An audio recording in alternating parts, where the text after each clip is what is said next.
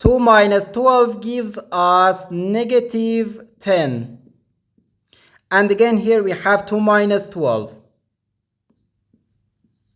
So negative 10 times negative 10 gives us positive 100.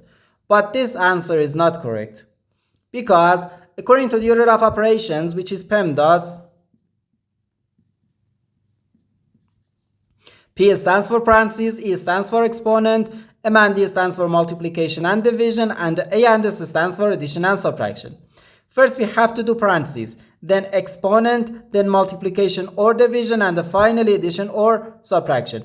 Remember that multiplication and division have equal priority and we have to work from left to right. And the same applies to addition and subtraction. In this expression, we have one subtraction, one multiplication, and the one parenthesis. Inside this parenthesis, we have one subtraction. Here we have a multiplication, because in mathematics, when a number is placed next to parentheses, it means multiplication, and we usually don't write the multiplication sign for brevity.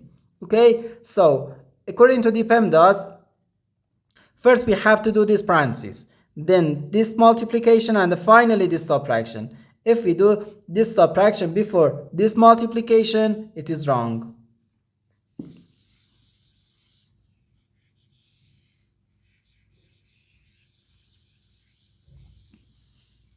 So first we have to do this parenthesis. Inside this parenthesis we have 2 minus 12, which equals negative 10. So we have 2 minus 12, then times negative 10. Now, in this expression, we have one subtraction and one multiplication.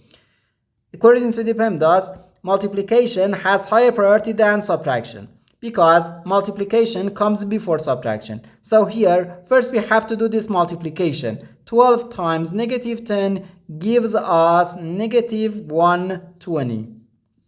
So we have 2 minus negative 120. Now, negative times negative gives us positive. So we have 2 plus 120, which equals 122. And this is our final answer to this problem.